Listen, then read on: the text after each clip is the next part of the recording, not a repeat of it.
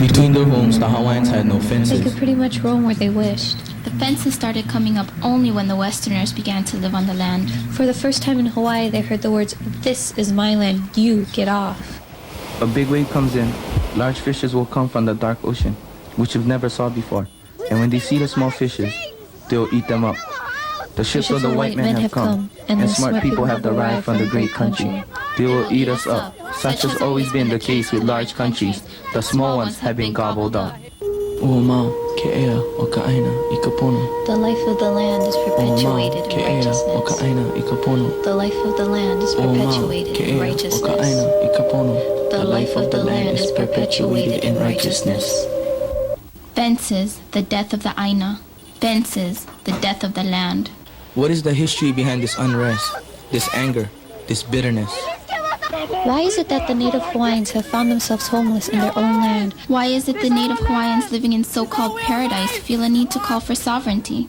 The answer to these questions lie in the geography of the islands, in the way the Hawaiians view the Aina or land, and as a result, the way they used it.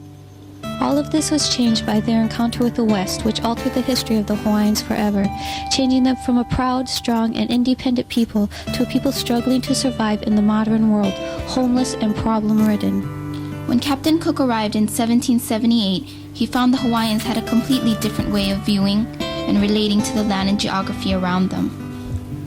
While the Westerners saw land as property to be bought and sold, the Hawaiians saw it as a living temple of their gods. The god Kane was believed to appear in the form of a taro plant, and when the Hawaiians saw it, they often imagined his presence. In the rain clouds, they saw Ku. In the moving streams of lava, they saw Pele. How could one own the Aina, or land? How could one own the gods? To the Hawaiians, land was sacred, to be shared by all of the people for the common good. No one owned the land. The word owner was not even in the Hawaiian language. The king was merely the trustee, making sure that the land was to be used efficiently for the good of all. He would divide these lands into ahupua'as, or strips of land stretching from the tops of the mountains into the seas below. Konahikis, or landlords, would manage the strips of land, making sure that those who lived in the mountains, the valleys, and the coast harvested enough food and products from their area to share with all who lived on his ahupua'a. But the tension began to brew. The foreigners from the Western countries began to reside on Hawaiian soil. Since no one was allowed to own land, the king gave these foreigners permission to use small parcels of it for their homes and businesses. But this permission could be revoked whenever the king felt the land could be used more efficiently for his subjects. This posed a problem for the foreigners. How could they build their large Western-style homes if the king could take their land whenever he felt? They wanted their homes and belongings to be safe from the king and natives who shared all they had with each other. Gerard Judge, Secretary of Foreign Affairs, wrote that a Richard Charlton Pretends to claim a certain piece of land in the village of Honolulu. They built their homes with fences around them to keep the natives out. They also began to pressure the Hawaiian government to adopt the Western style of land ownership. The missionaries would add that adopting the Western style of land ownership would lift the natives from their uncivilized state. Reverend B.W. Parker wrote in 1848, Let them have land and a title securing it to them, and many will be industrious.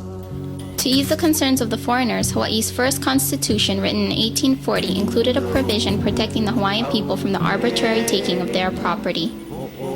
But still, the property did not mean the ownership of land. The foreigners were angered that the government had stopped short of actually introducing private property. A year later, the Hawaiian legislature passed a law allowing governors to grant foreigners long-term leases of up to 50 years.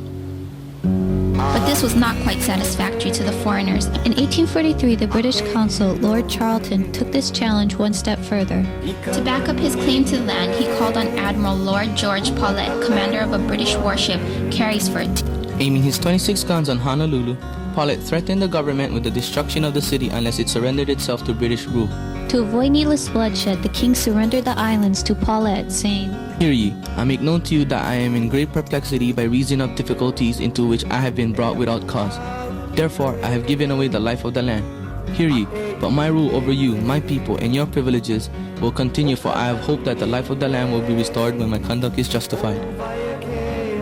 Less than 6 months later, the Rear Admiral Richard Thomas arrived in the islands and restored Hawaii to Kamehameha III in the name of Queen Victoria. At a Thanksgiving service, the king declared that the life of the land had been restored. Uamau, ke ea o ka Aina i ka pono. But the fear that it might happen again plagued the residents of Hawaii. The whole affair had happened because of Hawaii's ancient communal land system.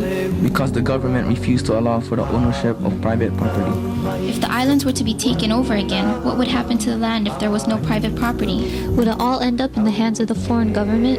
Should the Hawaiian government allow private property on the islands? These questions would ultimately lead to the creation of the Mahele or Land Division of 1848. The king, chiefs, and commoners were each given an opportunity to own the land they had lived and worked for generations. But there were problems. The commoners didn't understand why they should claim their lands. The chiefs had managed the use of their lands and all had prospered. Why should they steal the land from the Konohikis who had taken such good care of them? Reverend J.S. Emerson would add that for the Hawaiians, Possession of land is regarded as a burden rather than as a privilege. And so very few of them claimed their lands. The Kuleana Act of 1850 gave the commoners another 4 years to claim their land. But by the deadline, only 13 out of 82,000 had done so. the act also gave the commoners the right to live and work the land of their ancestors, even if it was leased to someone else. But even this protection would be taken away from them. In an 1853 contract between Ha'alilea, the landlord, and John Meek, the lessee, a stipulation was included that the lease was not to be adverse to the rights of the people living under the protection of the party of the first part. Mr. Oni, a commoner, had used the property in question for years to pasture his horses. But Meek, wanting to assert his claim over the property, decided that no one was to use his property no matter what the contract said. He rounded up and sold Oni's horses. The case went to court where Oni prevailed and Meek was fined. But on appeal to the Supreme Court, controlled by the Westerners, Meek prevailed. In the decision, Judge Robertson wrote, "The custom contended for is so unreasonable, so uncertain, and so repugnant to the spirit of the present laws that it ought not be sustained by judicial authority. It is perfectly clear that if the plaintiff is Aina, holding his land by virtue of a fee simple award from the Land Commission, he has no pretense for claiming a right of pasturage by custom." With one fell swoop, the entire system of the Hawaiian land management was forever changed. Another fence went up and the Aina died a little more. Around this time, foreign business interests began to acquire large amounts of land from the king and chiefs for as little as $1 an acre. Rev. C.S. Stewart noted, 15 or 20 individuals dropped all connection with their native countries and became permanent residents, accumulating much property. They began buying up the land for large plantations and ranches. With the foreign leases and ownership of land increasing, the ahupua'a system began to quickly fall apart, and the rural subsistence lifestyle became harder to maintain. Many natives were forced off their lands into the slums of Honolulu. In 1917, Prince Jonah Kuhio Kalanianaole, delegate to Congress, noted that the Hawaiian race was dying in the overcrowded tenement houses of Honolulu. He gathered a group of Hawaiian leaders to start the Ahahui Po'ohonua o na Hawaii, a society to labor or help in the rebuilding of a dying race whose only fault is its big-heartedness, its kindness. From this society came the idea of the Hawaiian Homelands Commission. In 1920, the territory of Hawaii sent the Hawaiian Homes Commission Act to Congress. Kuhio petitioned Congress to set aside 800,000 acres of crown lands to preserve the native Hawaiian people and culture. The Attorney General for the territory at the time noted, the Hawaiians would be removed from the slums to be given land to work and taught to successfully live in the new cosmopolitan society.